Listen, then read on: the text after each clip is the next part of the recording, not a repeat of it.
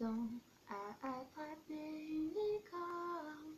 Ce matin, un boudin a attrapé un bouquin. C'était un boudin qui avait de petites mains. C'est Chloé.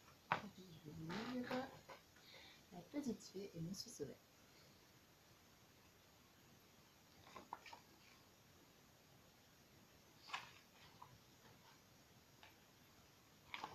Il ne faut pas croire que la vie d'une fée est facile, qu'il lui suffit d'agiter sa baguette magique pour obtenir tout ce qu'elle veut.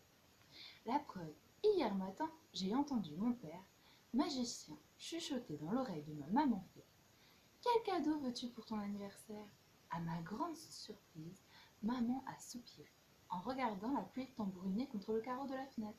« J'en ai assez du ciel gris. J'adorerais avoir un rayon de soleil rien que pour moi. »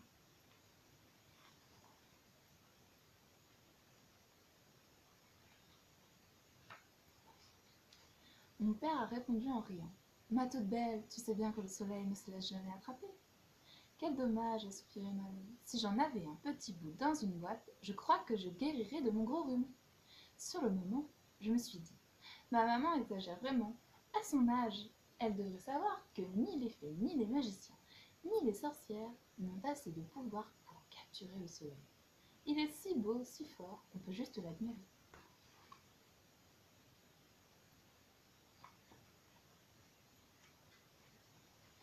Puis j'ai commencé à réfléchir et je me suis rendu compte que le soleil n'était pas venu dans le royaume des fées depuis un mois.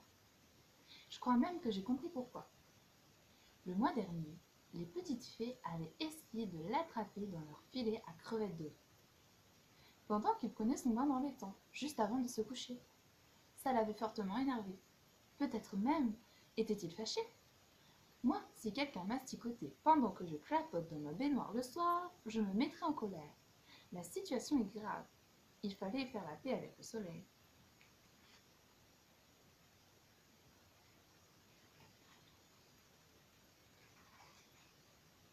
Sinon, il risquait de ne pas revenir avant longtemps.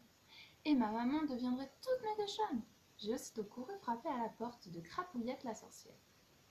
C'est ma meilleure copine, mais chut, il ne faut en parler à personne. Qu'est-ce que tu veux, Lilaline a demandé Crapouillette en souriant de toutes ses dents oranges. Je lui ai répondu. Il faut que je parle au soleil. Sois gentil, emmène-moi sur ton balai, tout là-haut, au-dessus des nuages.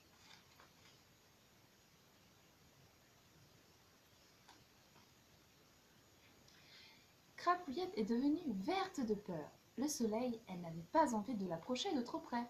Pourtant, sans hésiter, elle a sorti de son placard des lunettes spéciales soleil brûlant et deux salopettes protège-coup de soleil. Nous nous sommes habillés avec soin. Et zip, nous nous sommes envolés dans le ciel. Nous avons traversé un nuage noir et mouillé, un nuage gris et glacé, un nuage blanc et ouaté. Enfin, nous sommes arrivés tout là-haut, là où le ciel est toujours bleu. Prudemment, nous nous sommes arrêtés à 3 mètres du soleil. Il brillait, il était chaud, il était magnifique.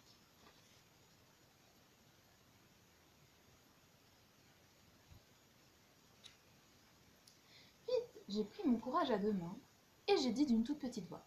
Gentil soleil, les petites fées regrettent beaucoup de t'avoir embêté le mois dernier, pendant que tu prenais ton bain. S'il te plaît, pardonne-leur et viens faire un bisou à ma maman demain pour son anniversaire. Quand elle te reverra, son rhume sera guéri. Au lieu de me répondre, oui c'est d'accord, le soleil m'a envoyé un rayon brûlant sur l'oreille. Affolés, Crapouillette et moi nous sommes redescendus vite fait sur la terre.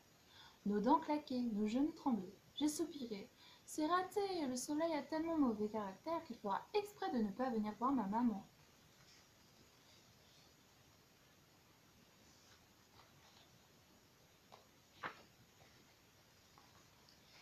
Comme elle voyait que j'étais triste, Crapouillette a fouillé dans son coffre à trésors.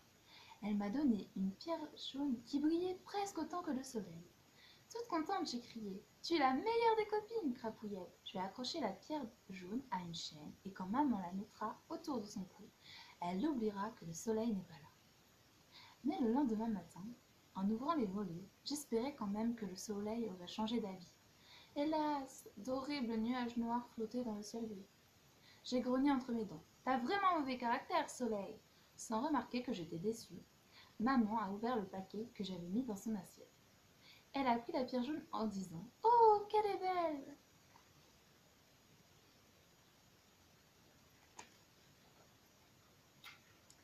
À cet instant, les nuages se sont écartés. Le soleil est apparu d'un seul coup et il est venu, tout doux, caresser la joue de ma maman.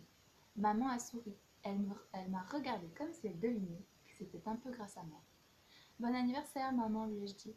Puis j'ai levé la tête vers le ciel et j'ai pensé: Merci, monsieur Soleil.